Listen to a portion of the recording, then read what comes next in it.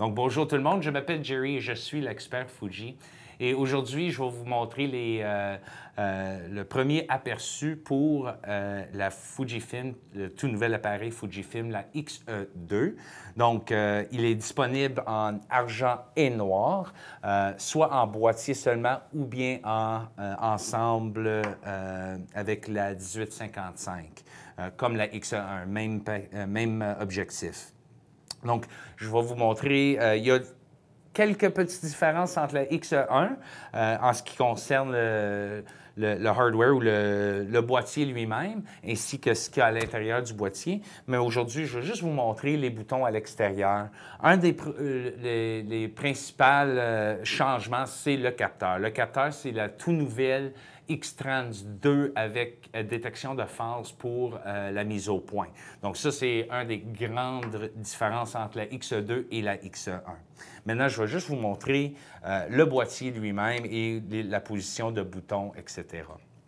Donc, ici, j'ai l'argenté, la version argentée.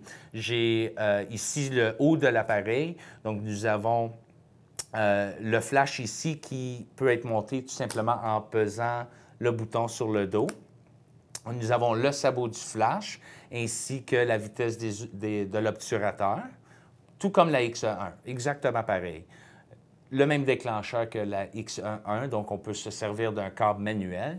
La touche FN, mais ce qui est de nouveau ici, c'est que c'est aussi la touche Wi-Fi. Donc cet appareil ici aussi, le transfert sans fil.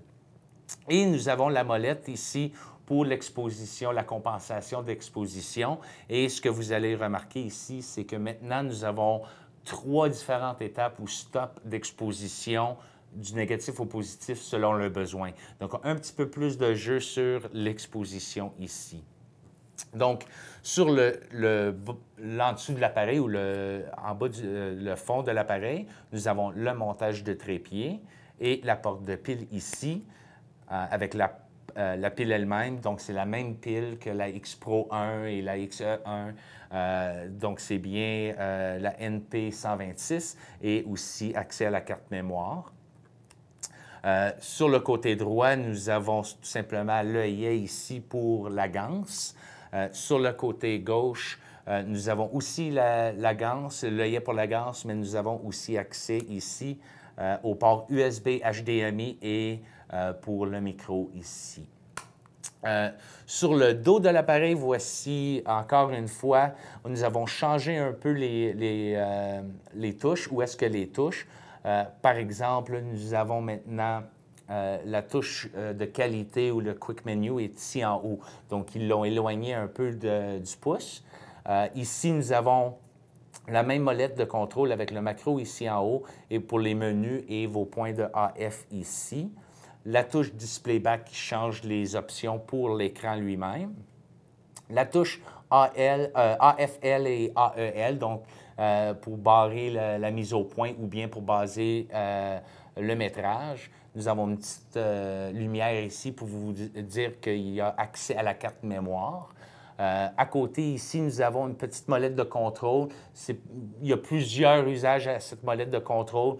Comme vous allez voir, si vous avez un objectif qui n'a aucun anneau d'ouverture, donc ça va contrôler l'ouverture.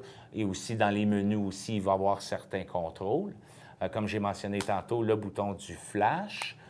Ici, le capteur pour l'œil, pour éteindre l'écran pendant qu'on se sert du viseur automatique. Nous avons une dioptrique inclue ici, ajustable. Et la touche pour le visionnement de photos, la touche de drive ou de rafale, ainsi que magnification en mode de visionnement de photos. L'auto-exposition pour être capable de l'ajuster, ainsi que la magnification pour s'éloigner des photos qu'on regarde en mode de visionnement.